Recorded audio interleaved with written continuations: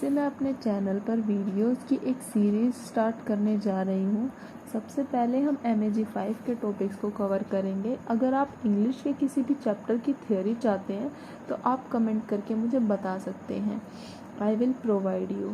तो आज हम सबसे पहले पढ़ने जा रहे हैं प्लेटोज थ्योरी ऑफ इमिटेशन या फिर मिमेसिस। पहले हम सबसे पहले प्लेटो के बारे में पढ़ लेते हैं। प्लेटो कौन थे? प्लेटो एक ग्रीक फिलोसोफर थे जिनका जन्म 427 BC में हुआ था और उनकी मृत्यु 347 BC में हुई थी। वो बहुत ही इंटेलेक्चुअल पर्सन थे और उनकी सबसे फेमस बुक का नाम था रिपब्लिक, जिसमें उन्होंने एक आइडियल स्टेट के बारे में बताया था कि एक आदर्शवादी राज्य के राजा को कैसा होना चाहिए और उसमें रहने वाले लोगों को कैसा होना चाहिए। जो प्लेटो थे वो सुकरात के या फिर सोक्रेट्स के स्टूडेंट थे और एरिस्टोटल के टीचर थे। इनके और भी फेमस वर्क हैं जैसे अपोलॉजी, सिम्पोजियम।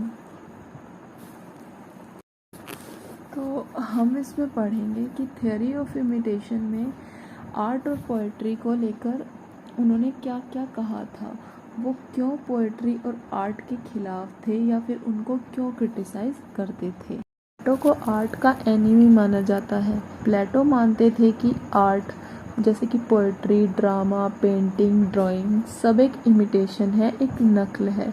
वो मानते हैं कि art is far away from reality twice. उनके अकॉर्डिंग पोएट्री और आर्ट में कुछ भी ट्रुथ नहीं होता, वो बस सच्चाई का एक इल्यूज़न होता है और कुछ नहीं। प्लेटो पोएट्री के भी बहुत अगेंस्ट थे, बहुत ज़्यादा अगेंस्ट थे और वो कहते थे कि पोएट्स को भी कंट्री से बैन कर देना चाहिए। प्लेटो ने बताया कि जैसे हमें आइडिया आता है तो आइडिया आना फर्स्ट कॉपी है, idea is only ultimate truth. लेकिन उसके बाद जब हम उस आइडिया को एग्जीक्यूट करते हैं तो वो इमिटेशन हो जाता है आइडिया का, तो वो इस चीज़ को गलत मानते हैं। वो कहते हैं आर्ट कैन जनरेट प्लेटो कहते हैं art can generate dangerous imitative behaviour. जैसे बच्चे मूवी देखते हैं या फिर कुछ भी देखते हैं जैसे टीवी में या फिर कोई भी सॉन्ग देखते हैं तो वो उनको इमिटेट करते हैं। कुछ नई चीज़ उन्हें उनसे सीखने को नहीं मिलती, उन्हीं की एक्टिंग करते हैं। तो ये चीज़ प्लेटो को सही नहीं लगती है क्योंकि हमें इस चीज़ से कुछ नया सीखने को नहीं मिलता है। How does poetry should have according to Plato? Plato के अकॉर्डिंग पोएट्री को वर्चुअस होना चाहिए, मतलब कि वो एक गुड थिंग हो और हमें कुछ सिखा सके, कुछ न्यू चीज़ें बता सके। It should be teach some morals not only for pleasure.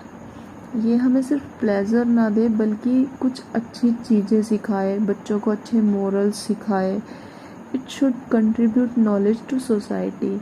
जब हम पोएट्री को रीड करें तो वो सोसाइटी में कुछ नॉलेज को ऐड करें, ना कि सिर्फ पढ़ने वाले लोगों को प्लेजर दें।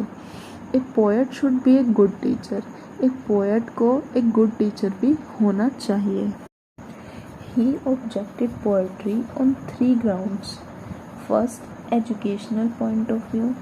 In his book The Republic 2, he condemns poetry as evil, fostering and vices in children. He said literature is harmful to the society and misguide and spoil the youth's mind.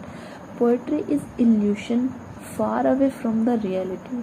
ये हमें कुछ भी सच्चाई नहीं दिखाता है, ये सिर्फ हमें दिखाता है कि क्या हुआ था या फिर हमें सिर्फ इमिटेशन ही देता है एक तरीके की, क्योंकि ये एक पोएट के आइडिया का इमिटेशन होता है जैसे कि प्लेटो ने पहले भी बताया है। सेकंड है philosophical point of view.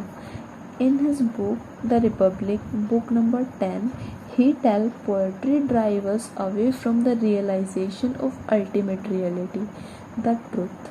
Philosophy is better than poetry because it deals with ideas, knowledge and truth. But what does poetry do? Poetry only imitation, just a imitation, not tell us new things, nothing, just a imitation. Third है moral point of view. Poetry teach no moral value according to Plato. In the book Republic, book number 10, the rational principle is good and emotional is bad. प्लेटो ने हर जगह art और poetry को गलत ही बताया है, बुरा ही बताया है।